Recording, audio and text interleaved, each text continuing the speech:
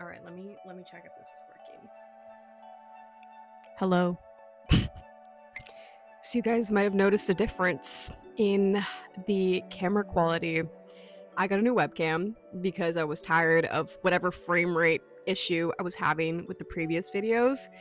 And so I splurged and I spent $100 on a webcam. And honestly, it's pretty good. Like you can see like every pore of my face. Not sure if that's an upgrade, but hopefully it'll fix the problem. I also got a mic, as you can clearly see. And I can't do anything but hold it because when I try to clip it to my shirt, it literally just does not pick up the audio at all. So I'm just gonna have to hold it like an Instagram street interviewer. Would you rather have a gay son or a thought daughter? But enough about my sick YouTube upgrades, like my new cam and my new microphone and my new light that I got over here. Not having to use a makeshift lamp anymore. Today we are going to be talking about the giant tortoise. Now, truth be told, I actually didn't really know anything about giant tortoises. In fact, I don't know anything about turtles. they're not they're not my forte. I'm just doing this video because one of my friends recommended or requested that I do a video on turtles, and I was like, okay, I'll do it on the giant tortoise then, because to me it seemed like the giant tortoise was the coolest among them all. So, yeah, we're gonna be learning in this video together. I guess I'll just start it off with a general fact.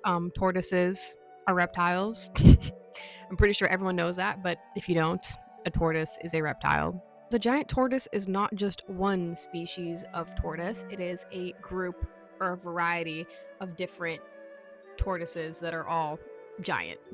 And I say this because all of giant tortoises were once thought to be part of only just one genus called Testudo, but recent studies have shown that all the giant tortoises, they all come from different family lineages, and some of them are not even related to one another at all. So they were once categorized and grouped all together, but they're actually different species of giant tortoise. So since these giant tortoises are all from different lineages, that means that they all individually or independently evolved to be so large, which makes giant tortoises polyphyletic. I just learned that word today. I said it like I knew it my whole life. I learned that word today. But essentially, it basically means that they all share a similar characteristic, but they don't share a common ancestor. And all tortoises are turtles, but not all turtles are tortoises. It's kind of like the same thing with whales. Like all dolphins are whales, but not all whales are dolphins. That kind of thing, you know? But yeah, tortoises, they live exclusively on land. They have a very heavy and tough shell. It's very dome-like shaped, and they have like elephant-like feet too. Turtles, on the other hand, they live most of their lives in water, so they're aquatic. They have very streamlined shells, which make it easier for them to swim in the water, and they have like web-like feet to help them go through the water fast. Tortoises exclusively eat just plants, so they are herbivores, while turtles, on the other hand, are omnivores. So if they get the opportunity to eat some meat, they will be doing that. Tortoises can live anywhere up to 100 years to 150, so they live much longer than just regular turtles, which I think can live anywhere from 15 to 80 years, which is still pretty long. But overall, tortoises in general tend to live longer lives. So generally speaking, giant tortoises weigh between 400 to 600 pounds, and they can get up to 4 feet long, but some males can reach all the way up to 900 pounds and become 6 feet long. Get up to 6 feet. And that's actually really just crazy and bonkers to me. Their speed, on the other hand, is definitely not as impressive. They're constantly moving at a leisure Sunday afternoon walk. They're moving at about 0.2 to 0.4 kilometers an hour. So, and 0.5 is their max. So they're definitely not beating the hair anytime soon. So, like I previously mentioned, there are a few different species of giant tortoise. There's about 13 to 15 different species left in the wild, but they can only be found in 2 places in the world. This being the Galapagos Islands and Ecuador, and another island that I have to look at my sheet because I don't remember how to pronounce it. And the other island is Aldabra Atoll, which is in the Indian Ocean. So when I was researching this, I was like, why is there so little species of giant tortoise, and why are they only found in 2 places in the world? And the answer is humans, like it always is. Humans, us, we hunted a wide variety of different giant tortoise species to extinction. We destroyed a lot of their habitats, and we introduced invasive species that go after giant tortoise eggs and would eat giant tortoise eggs. So, yeah, we basically destroyed their populations like we always do to different animal species. We seem to be very good at that, actually. During the 18th to 19th century, sailors and settlers would often target giant tortoises just because they made such a good, reliable food source, as giant tortoises can go months without food and water. So during this time, 100 to 200,000 giant tortoises were taken by humans and essentially used as a food source. Because of that, there was a number of giant tortoise species that went extinct.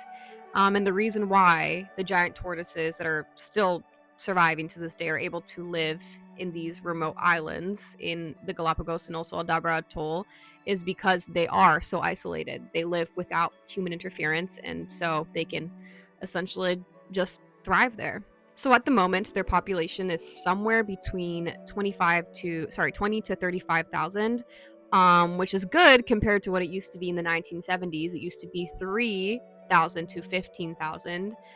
So since then, there's obviously been a great conservation effort. There's been a lot of captive, bred and raised giant tortoises being released back into the wild, back into their natural habitat. But still, the fact that it's only 20 to 35,000 is 10% of what giant tortoises' original population used to be. So it's getting better, but it's still not there yet.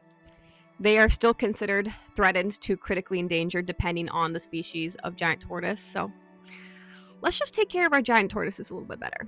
You know, let's just do that. Sorry for making that depressing, guys, but I think that is very important information. I think it's important to know about how we've mistreated animals so that we can avoid it in the future. Which I don't know, with the current state that humanity is going towards. I don't think we're gonna reach kumbaya anytime soon with nature and animals, but I can hope. A girl can dream, you know. So giant tortoises are the biggest tortoise. They are the biggest species of tortoise. I don't know if you guys knew that, but yeah. This large size of theirs, they're tremendous size. I don't know why I did that. So, giant tortoises' big size allows them to thermoregulate very well. And that's incredibly important for reptiles because they're cold-blooded. So they rely on external heat sources in order to heat them up and maintain their body functions. And if they don't do that, they could die.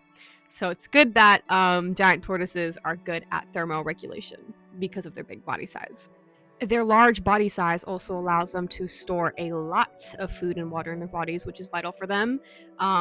As where they live, there is dry seasons, so they can store food and water in their bodies up to 18 months. And that's really cool. I can't do that. I need to drink I think humans need to drink. You can survive 3 days without water. They can survive 18 months. So we ain't got nothing on them. And giant tortoises are intelligent despite their small, smooth brains. They have the ability to store memories for a very long time. They can recall things that have been taught to them or things that they were trained on, up to a decade later. So they have really good long-term memory.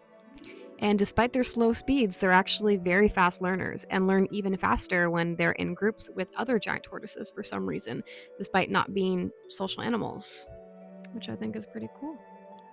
So that was my video on giant tortoises, guys. Honestly, I learned all of this today, and I have like a newfound appreciation for this animal. Like, I honestly think they're pretty sick.